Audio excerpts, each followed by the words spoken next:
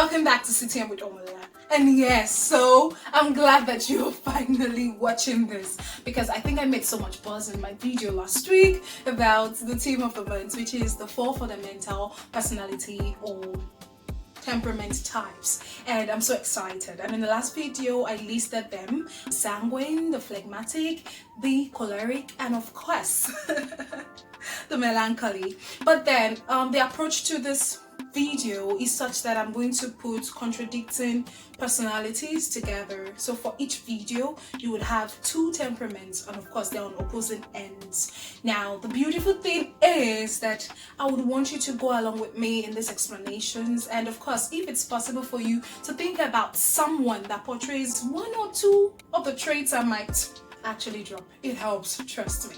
So this week we'll be shining light on the melancholy and the sanguine. Yes, the melancholy and the sanguine. So I don't know about you, but I've had the chance to work with melancholies over the years, and I must say, please, they are not sadists. Now, should in case you have someone in your office that word comes to mind whenever you think about them, perhaps they are melancholy. They are not sadists, and please, they are not prone to being depressed. They are not haters. They are not beefers. Now, the melancholy person is detail and quality oriented. In other words, they're logical, critical, and analytical.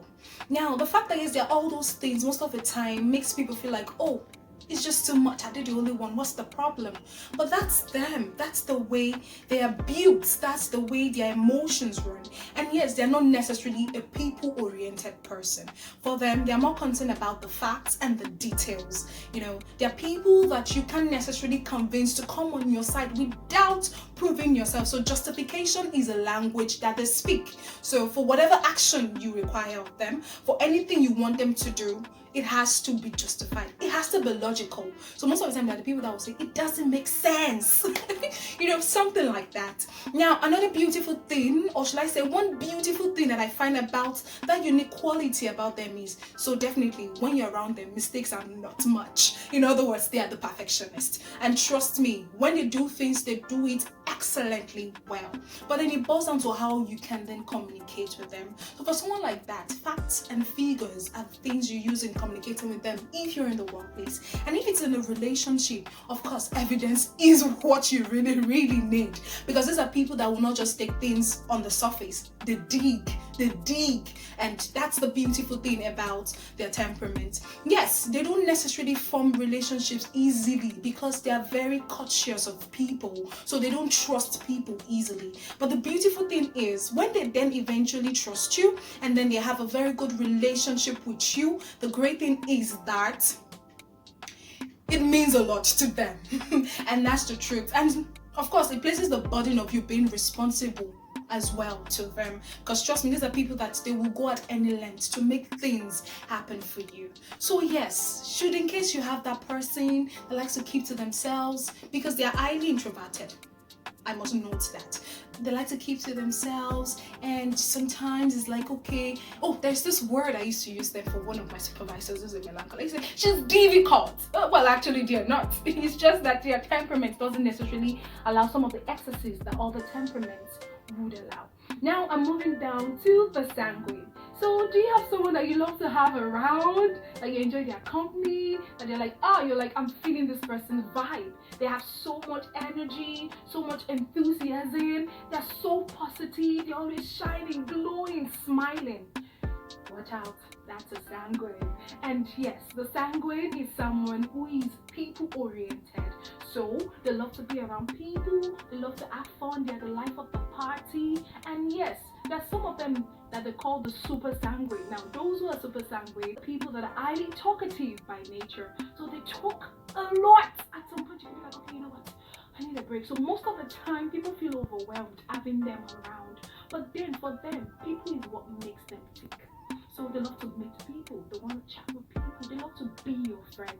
Now the downside to that temperament is that they don't deal well with rejection. And of course, approval is something that they seek from others, because people make the whole of their being. It's their nature. And of course, they trust easily. And you see, that's so opposite to the melancholy. They trust easily. They're the ones that they just So, due to their nature, funny enough, they have a tendency to be forgetful and sometimes disorganized. Mind you, the melancholy is highly organized. Very, very good planners. That's what they have, those who are melancholy. And that's the beautiful thing. So, yes, take for instance, so if you're dealing with a sanguine person, it's possible you might have to monitor them a little bit extra because they have the tendency to forget things. So, should in case you're in a workplace and you work with a sanguine, please, if possible, it is for you to stay at their neck to get them to do the work. It's very, very important because the next minute there's another distraction on the way. But then the beautiful thing is that there is nothing such as a bad personality. All these personalities exist for a reason, and I must say, yes, it's possible you could possess two personality features. For instance, one will be your primary temperament, or another will be your secondary temperament. The primary temperament is probably the personality that you often display, while the secondary is just the one that comes in once in a while, and all those things, basically.